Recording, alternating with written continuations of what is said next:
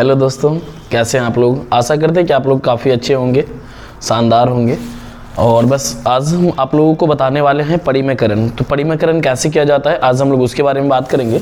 तो परिमेयकरण करना काफ़ी आसान होता है, लेकिन आज हम लोग उससे भी आसान तरीके से समझेंगे कि इसका परिमेयकरण कैसे करते हैं। क्योंकि कुछ चीज़ें हम लोग बनाते अवश्य हैं, समझते अवश्य हैं, लेकिन उसको कैसे और आसान बनाया जाए, सारा चीज़ करने के बावजूद भी हम लोग उसे नहीं कर पाते हैं। तो आज हम लोग बात करेंगे कि परिमेयकरण कैसे बनाते हैं, और काफ़ी आसान तरीके से। यदि आप परिमेयकरण कंटिन्यू 1 से 2 बार यदि आप बनाते हैं तो आप उसका आंसर केवल देखकर ही उसका आंसर बता देंगे कि इसका आंसर क्या होगा।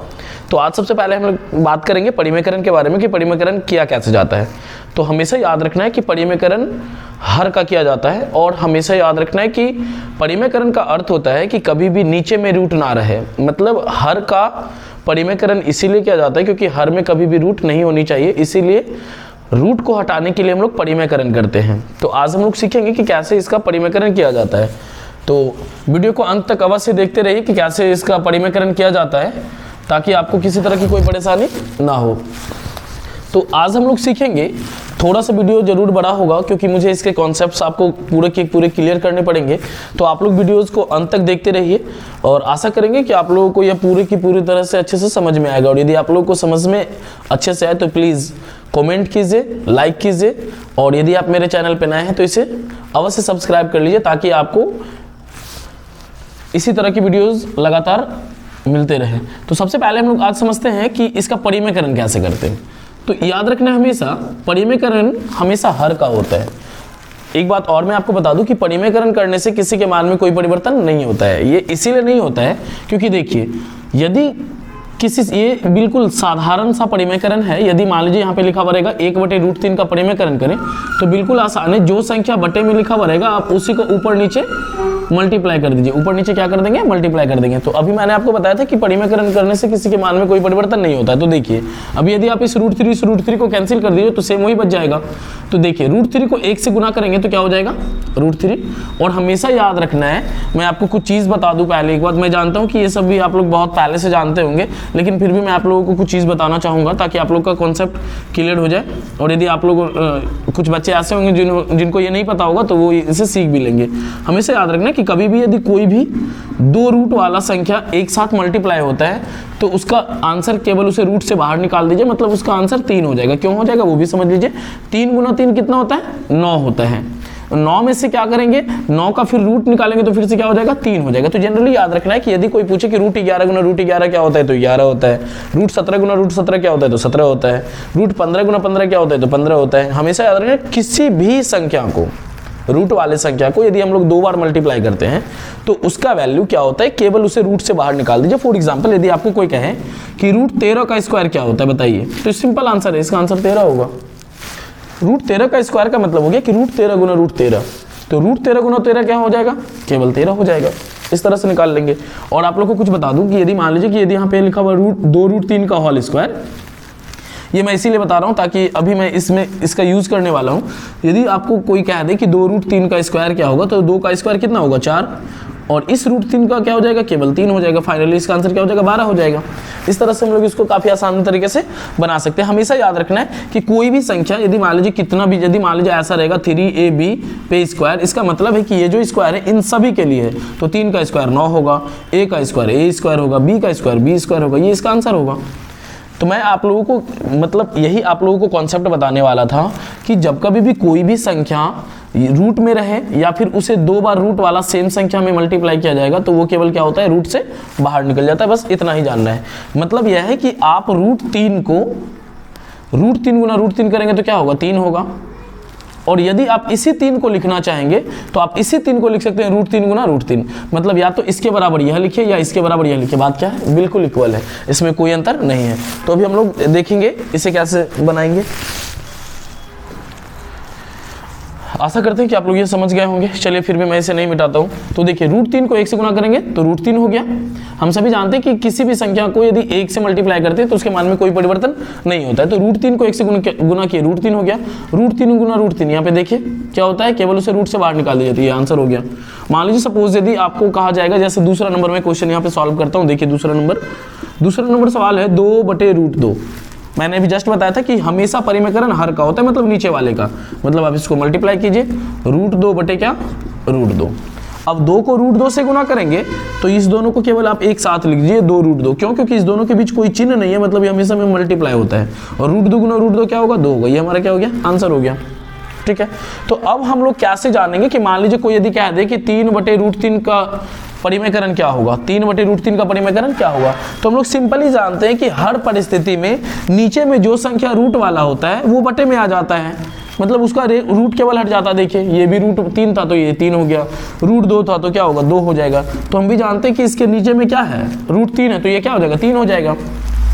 और यही नीचे वाला संख्या इसके साथ लिखा जाता है, ये देखिए इसके साथ लिखा गया, √3 को 1 से गुना करेंगे वो लिखा जाएगा। तो फाइनली जब हम लोग इसका कैलकुलेशन करेंगे तो ये संख्या तो रहेगा ही, प्लस जो नीचे में संख्या रहता है वो इसके साथ आ जाता है। ये इसका फाइनल आंसर हो गया। कोई जरूरी नहीं इस तरह से मल्टीप्लाई करने का। यदि आपको डायरेक्ट कोई आंसर पूछे तो आप बिल्कुल ऐसा करेंगे।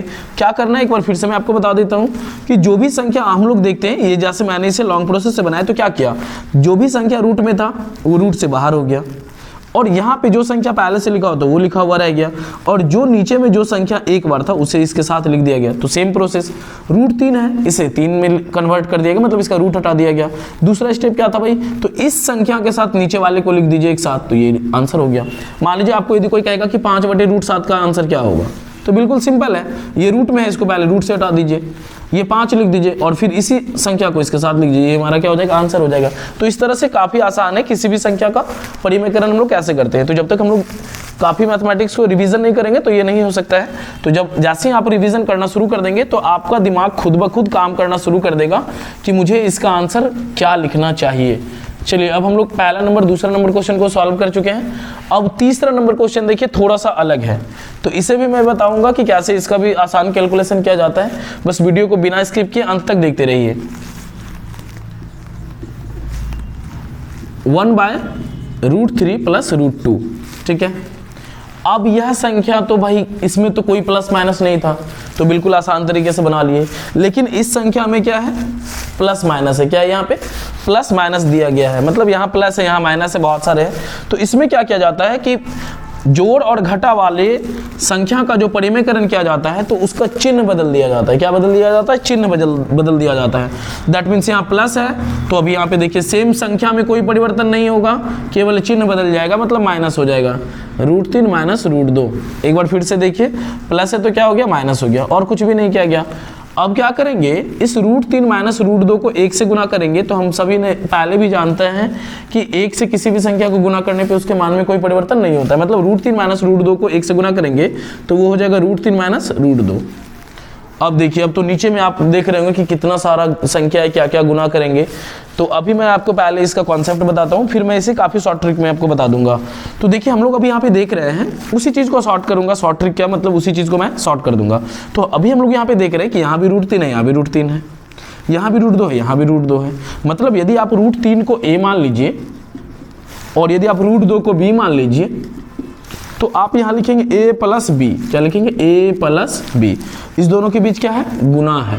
आप इसको ब्रैकेट में डाल दीजिए। फिर ये क्या हो गया, a, ये माइनस और क्या, b। a + b Guna a - b formula होता है a² - b²। ये फॉर्मूला किसका होता है, a² - b²। आप लोग अभी सोच रहे होंगे कि क्या आप ये बता रहे हैं a² - b², ये सारे। बस मैं आपको ये कॉन्सेप्ट बता रहा हूँ, इसके बाद मैं आपको कोई a² b² कुछ भी नहीं बताऊंगा, सीधा आपको इसका आंसर निकालने के लिए बताऊंगा।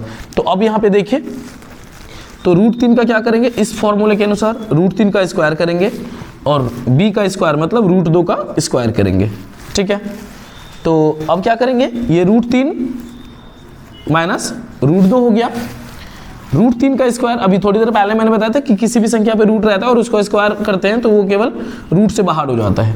ये माइनस हो गया और इस 2 को भी माइनस कर लिया, ठीक है। अब ये हो गया √3 - √2। अब 3 में से 2 घट जाएगा, क्या हो जाएगा, 1। आप बटे में 1 लिखिए अथवा ना लिखिए, बात क्या है, बराबर है। मतलब आप इसको √3 - √2 लिख सकते हैं। ये आपका क्या हो गया, आंसर हो गया, ठीक है। ये तो हुआ लॉन्ग प्रोसेस। अब मैं आपको इसी का शॉर्ट प्रोसेस बताता हूँ बिल्कुल आसान तरीके से कि इसका क्या किया जाता है। देखिए बिल्कुल सिंपल है। इसका आप डायरेक्ट क्या करेंगे, सेकंड मेथड देखिए क्या है, कुछ भी नहीं करना है। आपको इसका फाइनल आंसर क्या करना है, आपको देखना है कि बेस में क्या है। बेस में क्या है, √3 प्लस √2। तो आप इसका केवल चिन्ह बदल दीजिए, √3 प्लस √2 है तो आप इसका आंसर लिखेंगे √3 माइनस √2। ये आपका क्या हो गया, आंसर हो गया। प्लस था, क्या कर दिए, माइनस कर दिए। देखिए वही आंसर आया ना, देखकर आप इसे बता देंगे कि इसका आंसर क्या होगा। तो अब ये कैसे होगा वो भी थोड़ा समझ लीजिए, ताकि ऐसा नहीं कि कोई भी किसी भी संख्या का ये आंसर नहीं हो सकता है ना। ये तभी हो सकता है जब आपका दिया गया संख्या क्रमागत हो। कैसा हो, क्रमागत हो। क्रमागत का मतलब होता है लगातार संख्या रहे। कैसी संख्या रहे, लगातार संख्या। जैसे देखिए ये 3 2 2 3 लगातार है, 2 और 3 क्या है, लगातार है। तो इसका आंसर सिंपली है, कुछ नहीं करना है, सिर्फ इसका चिन्ह बदल देंगे, वो उसका आंसर हो गया। मान लीजिए यदि कोई आपको ऐसा कहे कि आप इसका बताइए कि √5 प्लस √2, इसका आंसर क्या होगा, तो इसका आंसर ये नहीं होगा। लेकिन अभी यदि आपको कोई कह दे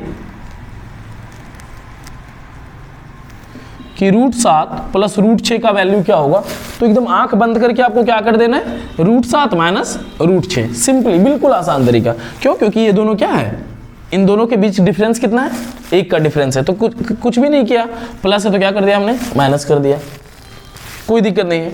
ये तभी होता है जब इन दोनों के बीच का डिफरेंस क्या होता है, 1 होता है। तो कोई जरूरी नहीं है आपको इतना लंबा कैलकुलेशन करने का, ठीक है। इस बात को हमेशा ध्यान में रखना है। आपको जब कभी भी यदि इस तरह का कोई भी सवाल दिखे जो लगातार हो, तो बिल्कुल आसान तरीका करना क्या है कि केवल उसका प्लस को माइनस में कर दीजिए और माइनस को प्लस में कर दीजिए, बस यही इसका आंसर है। अभी सपोज यदि यहाँ पे माइनस दिया हुआ रहता है तो आप इसको प्लस कर देते, बस आंसर हो गया।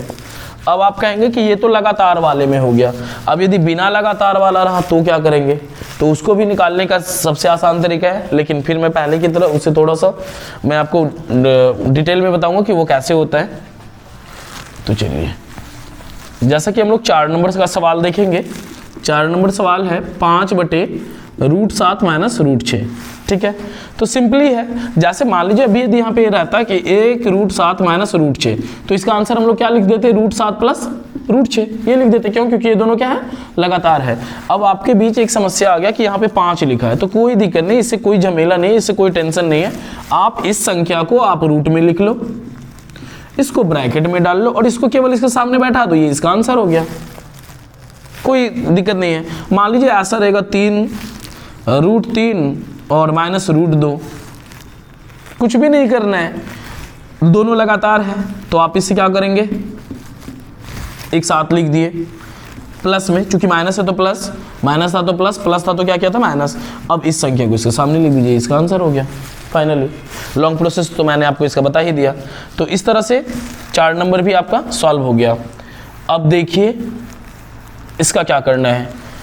मान लीजिए, सपोज कीजिए, और भी मैं आपको एक एग्जांपल बता रहा हूं कि मान लीजिए यदि ऐसा सवाल रहेगा कि √7 माइनस √5 या √7 प्लस √5 कुछ भी रहेगा, तो देखिए हम लोग क्या करते हैं, एकदम आसान तरीका है ना, बिल्कुल इस चीज़ को सिर्फ समझते रहिए, करना कुछ भी नहीं है। जो भी संख्या रहेगा आप इस दोनों का रूट निकालेंगे। क्या निकालेंगे, रूट का मतलब इस दोनों का स्क्वायर करेंगे। हर परिस्थिति में आप इस दोनों का स्क्वायर करेंगे, हर परिस्थिति में।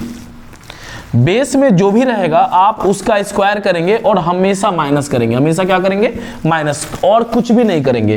क्योंकि हर परिस्थिति में जब कभी भी हम लोग हर का परिमेयकरण करते हैं तो हर परिस्थिति में उसका फॉर्मूला बैठता है नीचे में a² माइनस b²। क्योंकि जब कभी भी अभी हम लोग मान लीजिए कि इसका परिमेयकरण करेंगे तो यहाँ पे क्या लिखेंगे, √7 माइनस √5 और √7 माइनस √5। देखिए एक प्लस और एक माइनस। जब कभी भी हम लोग परिमेयकरण करेंगे, किसी भी सवाल का परिमेयकरण करेंगे, तो हमारे पास यही डाटा निकल के आएगा कि एक प्लस में होगा और एक माइनस में होगा। तो इस तरह से हम लोग क्या करेंगे कि जो भी संख्या दिया गया रहेगा, अब मैं इसे मिटा देता हूँ इसे समझाने के लिए कि ये क्यों होगा। तो ये इसीलिए होगा क्योंकि एक प्लस और एक माइनस, a² माइनस b² इसका फॉर्मूला होता है। तो चलिए अब हम लोग देखते हैं क्या करेंगे। तो √7 का केवल नीचे वाले का करना है, ऊपर कुछ नहीं देखना। √7 का 7 हो जाएगा, √5 का 5 हो जाएगा, घट के कितना हो जाएगा, 2 हो जाएगा। बस इसको बेस में लिख देना, जो घट के होगा उसको बेस में लिखिए, ठीक है। अब इस संख्या का जो दिया गया संख्या है उसे माइनस में लिखना है आपको एक बार, हर बार, और इसको क्या कर देना, आगे बैठा देना। ये आपका आंसर हो गया, बिल्कुल सिंपल है, कुछ भी नहीं करना है, ठीक है। जो काम करना है आपको केवल हर का करना है। चलिए 5वां नंबर सवाल हम लोग देखते हैं।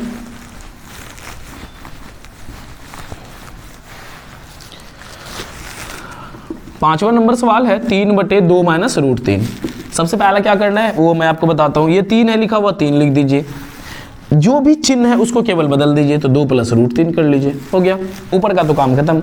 नीचे वाला आपको मैंने अभी जस्ट इससे पहले वाले क्वेश्चन में क्या बताया कि जो भी संख्या दिया रहेगा उसका स्क्वायर करेंगे, जो भी संख्या दिया हुआ रहे। तो ये 2 और √3 था, 2 और √3 था, दोनों का क्या करेंगे स्क्वायर करेंगे और हमेशा माइनस करेंगे ऑलवेज। तो 2 का स्क्वायर 4 हो गया, माइनस √3 का स्क्वायर 3 होता है, 4 में से 3 कट गया 1, बेस में 1 लिख दीजिए, ये आंसर हो गया। आप बटे में 1 लिखिए, ना लिखिए, बात क्या है बराबर है। 6ठा नंबर सवाल देखिए,